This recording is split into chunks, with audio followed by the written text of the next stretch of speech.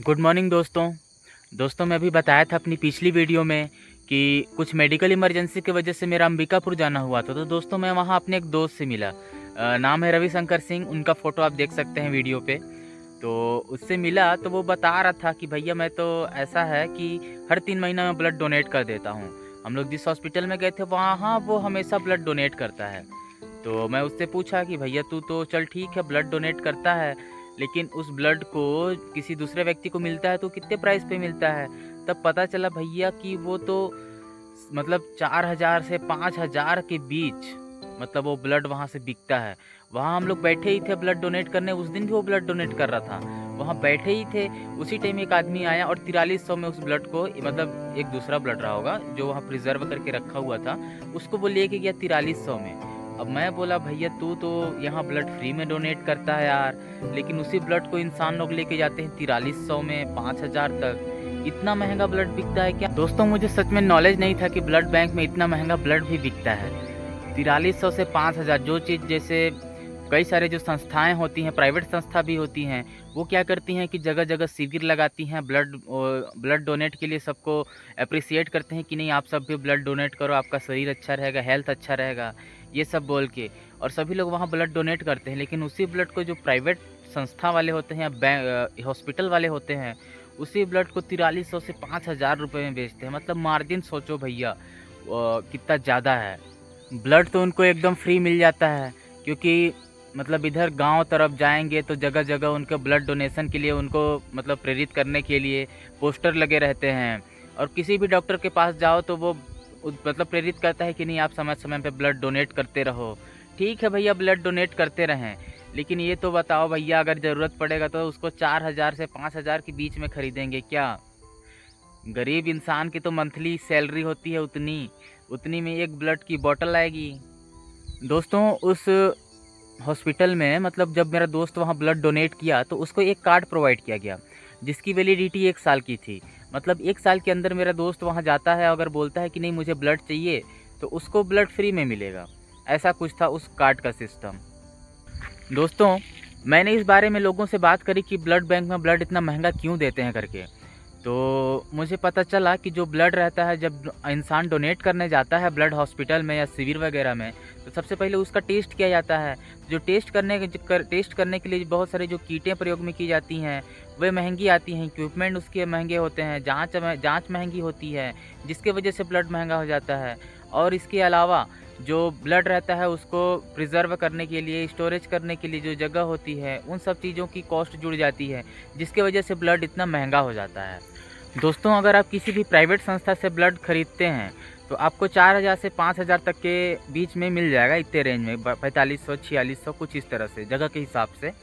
और अगर किसी भी सरकारी संस्था से आप ब्लड खरीदते हैं तो आपको 1500 से 2,000 या 1,000 या 1,500 इन सब के बीच में मिल जाएगा, क्योंकि 500 से 1,500 लगभग वही अपना खर्चा निकाल ही लेते हैं जो एक टेस्ट वगैरह रहता है उनकी। तो सरकारी में 2,000 तक मिल जाएगी ब्लड, लेकिन वही प्राइवेट में 5,000 तक पहुंच जाती है। जब मैं अपने दोस्त से इस चीज़ के बारे में बात किया कि भैया तेरा ब्लड तो भाई 4300 से 4500 या फिर 5,000 तक में बिक रहा है, तो बोलता है भैया मैं तो फ्री में दान किया था यार, ये 5,000 कैसे हो गया मेरे ब्लड का दाम। दोस्तों ब्लड बैंक का ये सिस्टम अमीरों के लिए तो एकदम सही है, क्योंकि मेडिकल इमरजेंसी में भैया ब्लड बैंक ही काम आता है, मैं अच्छी तरह से जानता हूँ। गरीबों के लिए भी बहुत ज़्यादा काम आता है, लेकिन गरीबों के लिए ये थोड़ी कठिन दायक हो सकती है, क्योंकि 5,000 रुपये एक ब्लड बॉटल के लिए देना उनके लिए थोड़ा कष्टमय हो सकता है।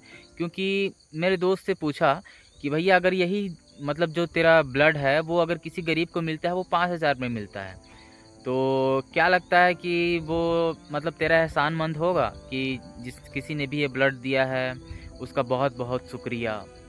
तो बोलता है भैया होगा, क्यों नहीं होगा, लेकिन अगर वही ब्लड उसे अगर फ्री में मिल जाता तो ज़्यादा सही रहता, ज़्यादा एहसानमंद होता, उसे ज़्यादा खुशी मिलती।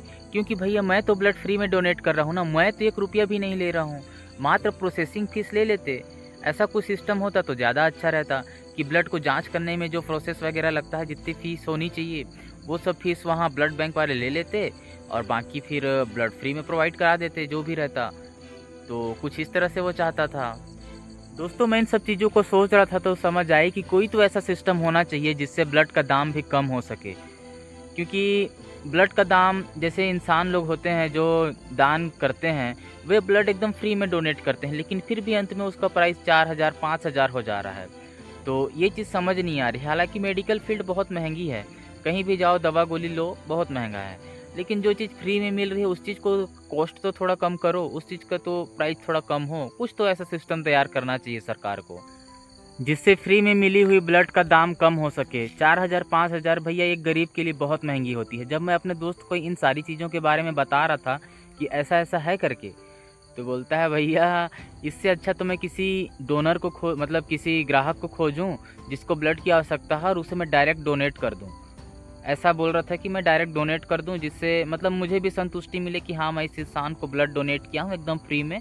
वो इंसान भी हर बार शुक्रगुजार होगा इस चीज़ के लिए कि भैया उस इंसान ने मुझे ब्लड डोनेट किया, 1 रुपया भी नहीं लिया, फ्री में डोनेट किया, जिससे इंसान की मतलब जीवन बची है। कुछ इस तरह से वो बातें कर रहा था। अब दोस्तों आपको क्या लगता है, सरकार को कोई ऐसा सिस्टम बनाना चाहिए या नहीं बनाना चाहिए जिससे सभी को ब्लड सस्ते दामों में मिल सके? क्योंकि भैया जो ब्लड देते हैं, जो डोनर रहते हैं, वो तो भैया ब्लड फ्री में डोनेट कर देते हैं, लेकिन वही चीज़ का प्राइस 4000 से 5000 बढ़ जाती है। तो कुछ तो ऐसा सिस्टम होना चाहिए जिससे ब्लड सभी गरीबों को या फिर अमीरों को, चाहे जो भी इंसान हो, सभी को कम कीमतों में मिल सके। तो इसके लिए कोई तो ऐसा सिस्टम बनाना चाहिए सरकार को। आपको क्या लगता है कमेंट करके ज़रूर बताएं। बाकी वीडियो पसंद आ रही है, मेरी बातें पसंद आ रही है तो चैनल को सब्सक्राइब कर लें और मुझे ज़रूर सपोर्ट करें। धन्यवाद।